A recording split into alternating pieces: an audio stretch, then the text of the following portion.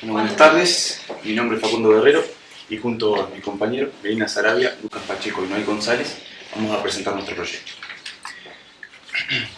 Este proyecto se llama Gas Renovable.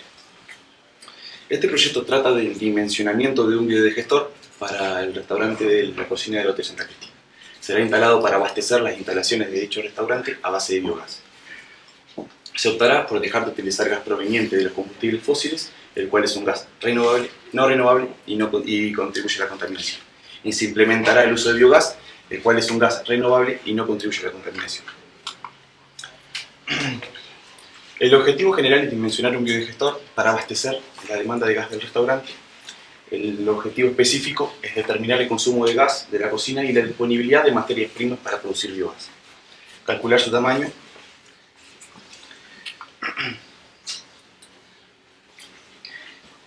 Para seguir con este proyecto es necesario saber qué son las energías. La energía es la capacidad de los cuerpos para realizar un trabajo en ellos mismos o en otros cuerpos. Es decir, se define como la capacidad de hacer funcionar las cosas.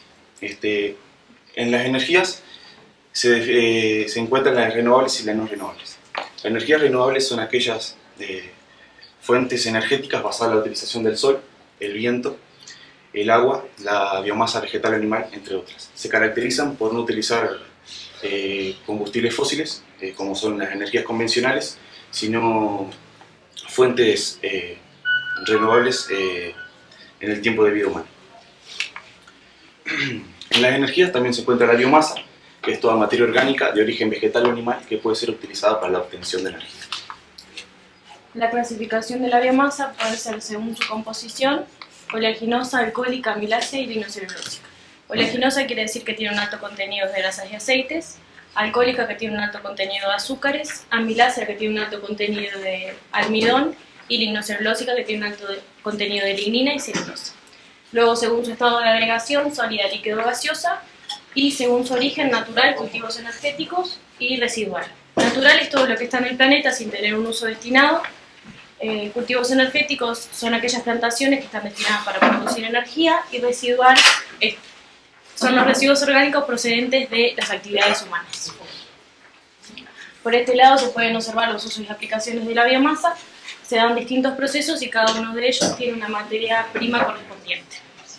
Los residuos forestales, agrícolas y cultivos energéticos tienen procesos físicos, que son reducción granulométrica, secado y densificado. Luego se dan tres procesos termoquímicos, que son combustión, gasificación y pirólisis.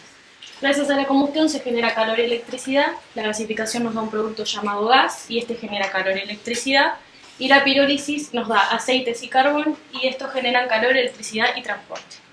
Luego tenemos los residuos líquidos, que tienen procesos bioquímicos, que es digestión anaerobia, y se da un producto llamado biogás, que es el que utilizaremos en este proyecto, y se pueden utilizar para generar calor y electricidad.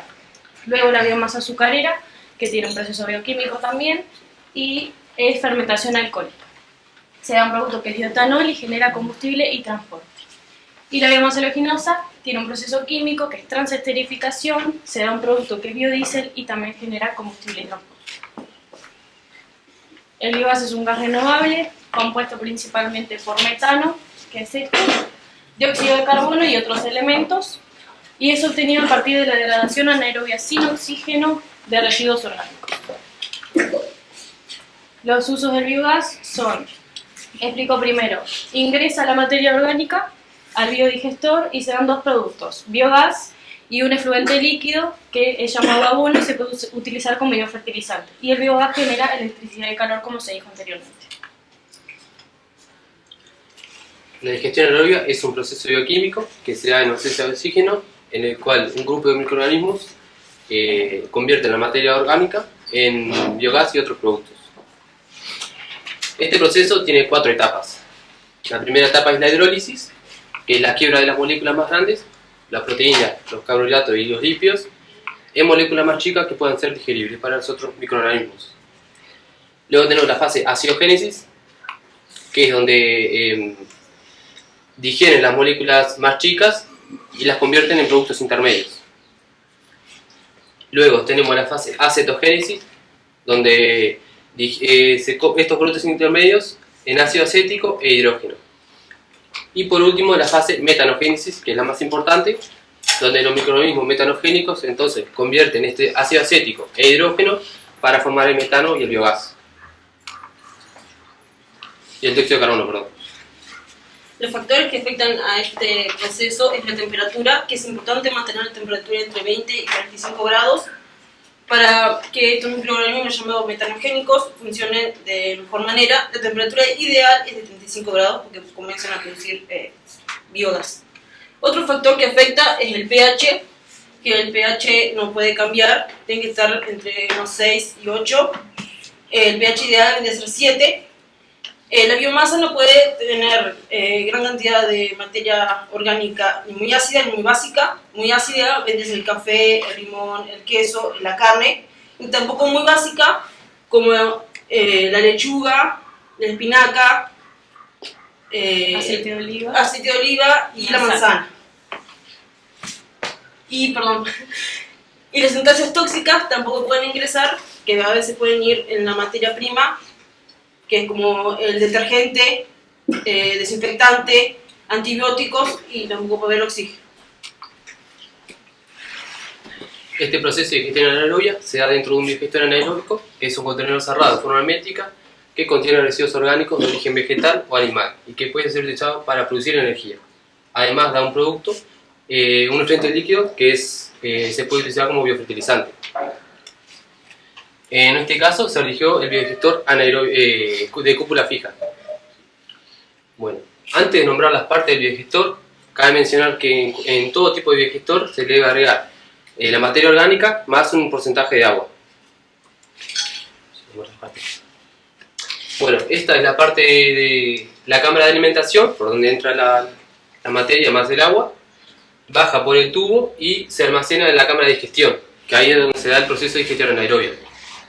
Luego se almacena en la parte superior, se almacena, ahí el depósito de gas, tenemos la salida del biogás, después tenemos el tanque de control, que es lo que controla el gas, y por último la cámara de salida, que es por donde vendría a salir el biofertilizante.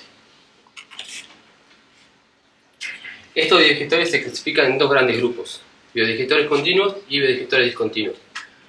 Los digestores continuos es donde el flujo del biogás y biofertilizante es continuo, o sea que la alimentación es continua, y los digestores continuos donde el flujo del biogás y biofertilizante es interrumpido para ingresar nueva carga. Bueno, ahora se va a hablar de lo más importante del proyecto, que es dimensionar el biodigestor. Para esto se habló con el encargado del restaurante, el cual brindó los datos de cuánto gas consume y su costo. Por día consume 170 kilogramos y por mes 5.200 kilogramos. Su costo de gas por día son de 4.300 pesos y por mes son de 130.000 pesos. aproximadamente. Sí. También hay un dato que es muy importante y esencial para el funcionamiento del biodigestor, que son los desechos orgánicos que generan por día y por mes. Que por día generan 40 kilogramos y por mes 1.200 kilogramos. Para comenzar con la realización de los cálculos de este proyecto, en la tabla 1 se puede ver los datos que se utilizaron, que son el porcentaje de sólidos totales y el porcentaje de sólidos volátiles. Y en la tabla 2 tenemos los metros cúbicos de gas, el volumen de gas en metros cúbicos por kilogramos en la basura de mercado, que es lo que más se asemeja a los desechos que ellos tienen en la cocina. Y el porcentaje de metano en el biogás. Para obtener los metros cúbicos de biogás necesarios se utilizará ese dato, que es 61,9%. Estos datos se sacaron de la bibliografía. Y a partir de estos datos determinamos los metros cúbicos de metano necesarios por día, que son de 230,6 metros cúbicos, y los metros cúbicos de biogás considerando un 61,9%, que son de 372,64 metros cúbicos.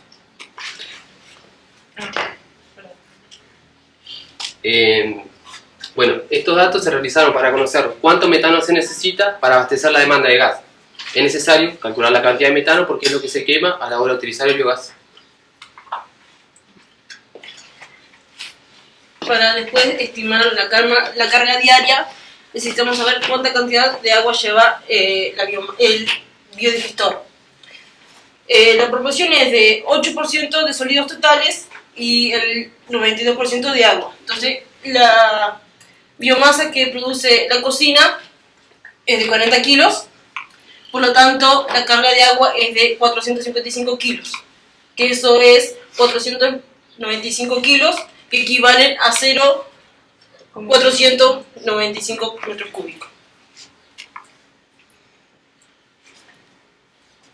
El tiempo de retención hidráulica es un parámetro que indica cuánto tiempo debe estar la biomasa dentro del biodigestor. Cuanto mayor sea el tiempo de la biomasa dentro del biodigestor, va a ser mejor su rendimiento y más eficiente la digestión anaerobia. Para calcularlo debemos saber la temperatura promedio en durazno anualmente. Con esa tabla se calculó que el 17,6 grados Celsius es el promedio de la temperatura. Luego, voy a señalar con la mano, se halla el 17 desde acá, que es la temperatura, para hallar el factor de corrección. Entonces se sube y tiene que ir acorde con esta línea. Y la línea horizontal más cercana a esta es el 2,50.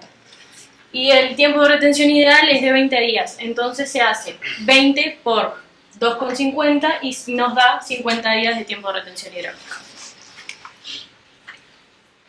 Con los datos anteriores calculamos el diseño del biodigestor, que se calculó BC, que es volumen de compensación, que nos dio 2,34 metros cúbicos, BE, que es volumen de la cúpula, que dio 23,4 metros cúbicos, el radio de la cúpula, que es de 2,24 metros, y la altura de compensación, que es 0,44. Sabiendo eso, calculamos el volumen del diseño, que nos dio 25,8 metros cúbicos.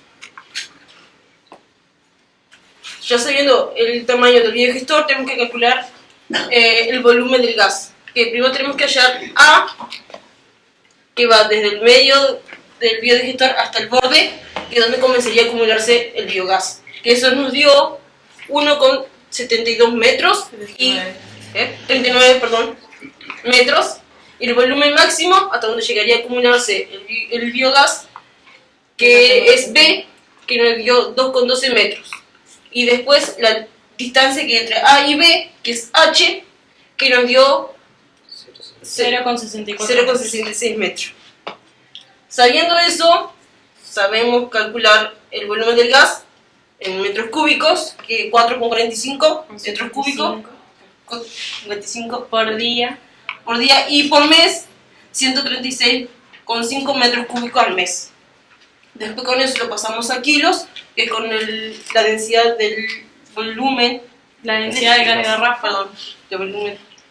Y eso nos dio 3,35 kilogramos al día y 100,6 kilogramos al mes.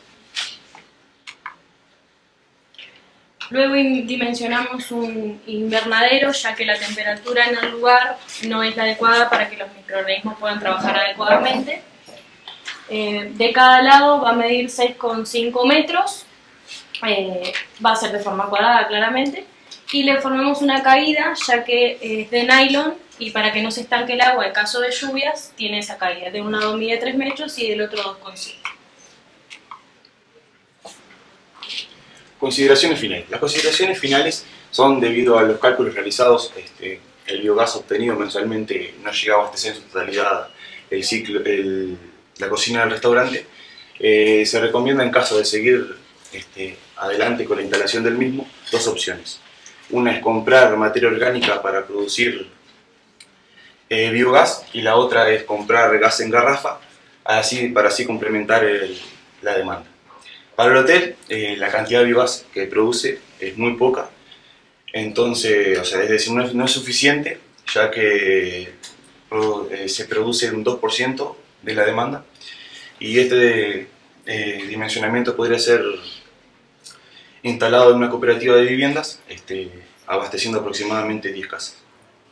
Y cabe aclarar que los objetivos los específicos y el general fueron determinados totalmente. Pudimos dimensionar el biodigestor y determinar la cantidad de materia que genera la cocina. Gracias por su atención.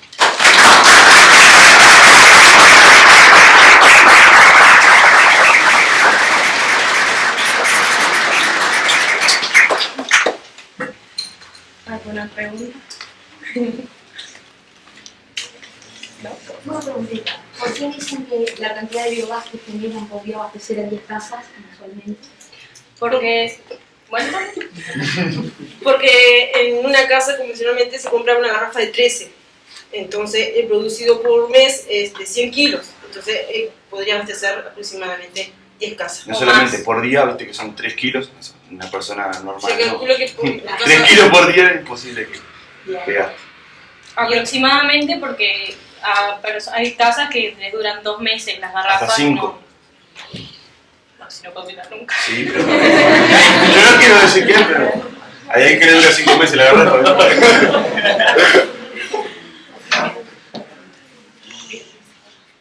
Picardo. Está muy callado, Picardo. Muy bien, Luisa. Muchas gracias.